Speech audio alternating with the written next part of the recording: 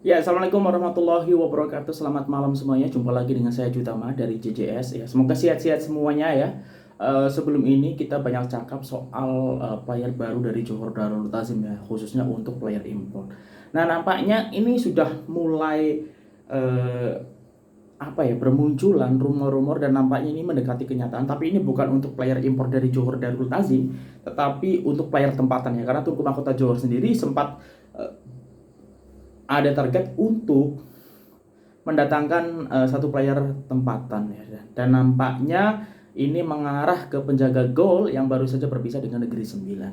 Nah, begitu juga ada update soal Sabah yang musim 2023 ini akan nampaknya membuat Sabah lebih gagah ya. Kita tahu Sabah mendapatkan slot untuk Piala AFC musim depan dan nampaknya hal tersebut dimanfaatkan dengan baik oleh Sabah yang musim ini juga mengalami peningkatan yang sangat signifikan di bawah Datu Ong Bing Sui. Oke, langsung saja kita update soal kira-kira siapa ini player yang memang dikaitkan dengan Johor Darul Ta'zim dan namanya makin dekat ya. Bahkan kalau di Twitternya Juan Bapak Kau ataupun Juan Budiman di sini sudah memention bahwa ketika ucapan terima kasih dari Negeri Sembilan terhadap penjaga gol yaitu Sihan Ahmad Sihan Hazmi ini langsung ditimpali lintas langsung dari Stadium Sultan Ibrahim, hashtagnya dan deal ya, ataupun langsung ke Johor Darul Ta'zim ya. Nampaknya hal ini makin menegaskan ya bahwa Sihan ini bakal ke Johor Darul Ta'zim. Walaupun sebelum ini MJ sempat mengomentari siapa tuh, intinya mempertanyakan apa, tapi mungkin itu juga candaan ya. Oke, ini kita detailnya didahkan dari makanbola.com ya.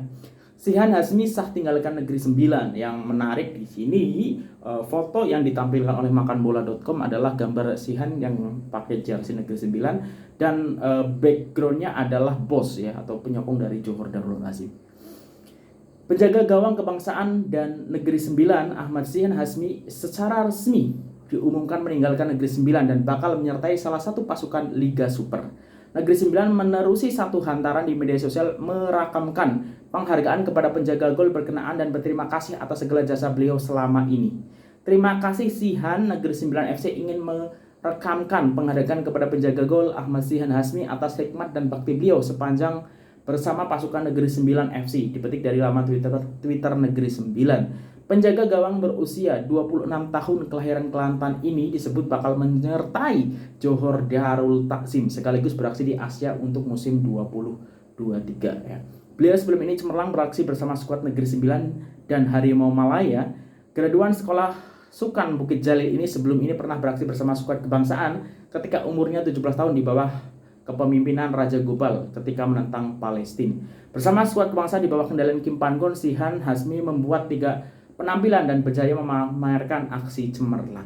Nah, ini usianya kalau aku tak silap Sihan ini sudah 26 tahun ya. Jadi mungkin sekarang sedang berada di performa terbaik beliau dengan tinggi 185, cukup ideal ya untuk menjadi penjaga gol ya, dan memang kita tahu Farizal Marlias secara umur juga sudah tidak muda lagi. Nah, apakah memang Sihan Hazmi ini adalah penerus ataupun suksesor dari Farizal Marlias ya di Johor Darul Ta'zim? Masih kita perlu tunggu announce resmi dari official Johor ya, tapi nampaknya memang mengarah kepada sosok ini. Ya, kita tunggu saja apakah memang ini yang kepingan diinginkan oleh JDT semakin membuat squad ini makin deep ya. Karena kita tahu mungkin secara penjaga gol memang perlu lagi ada pesaing Farizal Marlias ya. Dan nampaknya Ahmad Sihan Hazmi bin Muhammad ini mungkin jadi salah satu solusi dari Johor Darul Ta'zim. Sekali lagi kita akan tunggu announce resmi dari Johor Darul Ta'zim ya terkait player ini. Tapi kalau memang ini akan didatangkan oleh JDT, memang nampaknya JDT akan fokus untuk kiper ya, dan selepas ini player tempatan mungkin akan diberikan kesempatan untuk player muda yang memang kita sudah tahu ada beberapa nama yang sekarang juga sudah mengorbit di squad senior JDT. Jadi tak perlu lagi untuk mendatangkan player tempatan yang lain. Dan memang untuk player import masih menerka-nerka apakah striker berkebangsaan Brazil itu Diogo, kemudian left backnya itu player yang kemarin saya sampaikan yang bermain di BG Batum Ernesto Pumipa, Pumipa ya atau yang lain, dan di tengahnya untuk gandingan Leandro Velasquez juga masih misterius ya, berkebangsaan Spain. Kita tunggu siapa yang memang akan bakal datang dan siapa pula yang nantinya di Johor Darul Ta'zim ini akan dipinjamkan oleh Johor Darul Ta'zim. Karena kita tahu beberapa pemain ya, ini menurut aku sih jadi itu memang agak kelebihan player ya. Jadi mungkin akan ada beberapa nama yang secara uh, nama pemain mungkin di Malaysia cukup besar dan mungkin akan dipinjamkan oleh JDT, entah itu di dalam liga ataupun di luar ya. Biasanya kalau memang di dalam liga ada klausul ketika bermain dengan JDT tak boleh dimainkan. Ya kita tunggu saja apa yang akan berlaku dan nampaknya akan menarik ya, sambil menunggu juga siapa sebenarnya player import yang akan diumumkan oleh Johor Darul Ta'zim.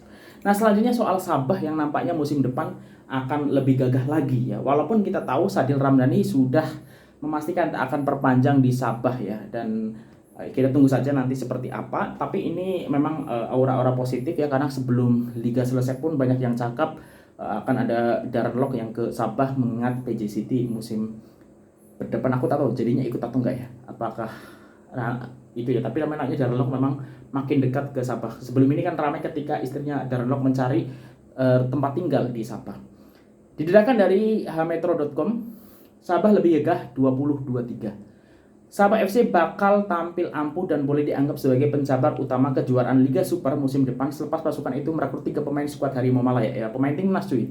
Pemain berkualitas yang berjaya di pick up itu adalah penyerang Petaling Jaya City FC, Darren Lock, pertahanan tengah Kuala Lumpur City yaitu Irfan Zakaria, dan pemain JDT Stuart Wilkin. Ya, kita tahu Stuart Wilkin sebelumnya dipinjam oleh JDT dan memang ada klausul tak boleh dimainkan ketika melawan Johor Darul Ta'zim. Dan itu berlaku ketika Sabah bertemu JDT ya sebelum ini. Ia disahkan klub itu menerusi satu pengumuman yang dimuat naik ke laman sosial Sabah FC.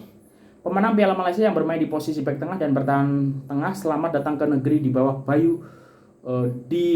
Bayu Irfan Zakaria. Kata klub itu yang sebelum itu turut mengumumkan kehadiran Lock dan Wilkin.